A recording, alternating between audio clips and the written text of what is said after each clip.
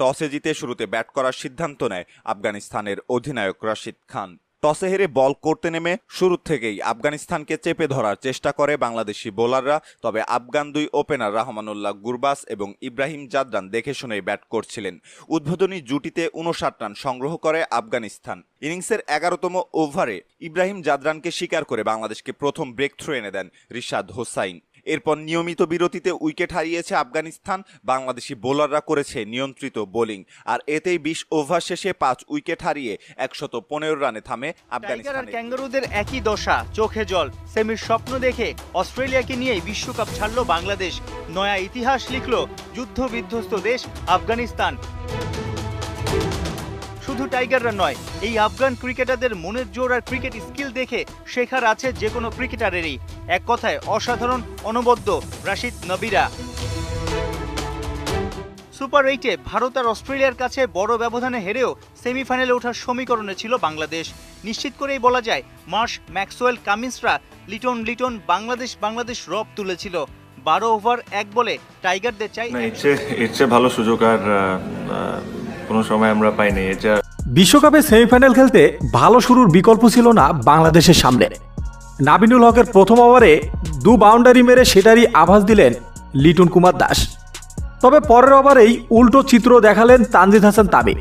কেননা ফজল হক ফারুকীর বলে এলবিডব্লিউ হয়ে সাজঘরে ফেরেন 0 রানেই।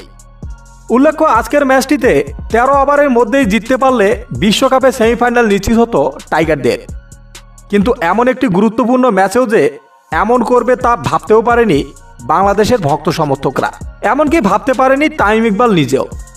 আর তাই টাইগার ব্যাটসম্যানদের এমন ধরাশয়ী ব্যাটিং দেখে তামিম ইকবাল বলেন, আজকের ম্যাচটাতে অন্তত ভালো করে খেলা উচিত ছিল টাইগারদের। সেমিফাইনালের জন্য প্রথম 3 ওভার দাবুটে ব্যাটিং করা বাংলাদেশের শেষ পর্যন্ত হলো করুণ পরিণতি। নিজেদের সেমিফাইনাল তো দূরের কথা, ম্যাচের জেতাই হলো না বাংলাদেশের। নিজেরা তো ডুবলেনই, সাথে ডুবলেন অস্ট্রেলিয়াকে নিয়েও। অস্ট্রেলিয়া বাংলাদেশের জয়টা মনে প্রাণেই চেয়েছিল, কিন্তু শেষ পর্যন্ত বাংলাদেশের সাপোর্ট করে জয়ের আশায় টিভির সামনে বসে থাকা অস্ট্রেলিয়াকে বিশাল এক ধোঁকা দিল বাংলাদেশ। সুপার 8-এর নিজেদের 3টি ম্যাচই হারল তারা। বাংলাদেশের এমন খেলা দেখে ম্যাচ শেষে টুইটারে এক ভিডিও বার্তায় ম্যাক্সওয়েল বলেন, আমরা টি20 বিশ্বকাপ থেকে বিদায় নেওয়ার পর আমি ভেবেছিলাম বাংলাদেশ হয়তো তাদের শেষ ম্যাচে আফগানিস্তানকে হারিয়ে দিবে। আমরা মরিয়াছিলাম ওদের জয়ের জন্য, কিন্তু শেষ পর্যন্ত সেই আশায় জল ঢেলে দিয়েছে। ফ্যানদেরকে লেট ডাউন করেছি, সো এটার জন্য টিমের পক্ষ থেকে সরি। এমন হার নিশ্চয়ই হতাশার, তারপরে আসলে এই হারটাকে কিভাবে আপনি ব্যাখ্যা করবেন? না, অবশ্যই অনেক হতাশার এবং অনেক কষ্টেরও, কারণ এই ম্যাচ খেলতে আসার আগে সবারই পরিকল্পনা ছিল যে ম্যাচটা আমরা আগে জিতবো।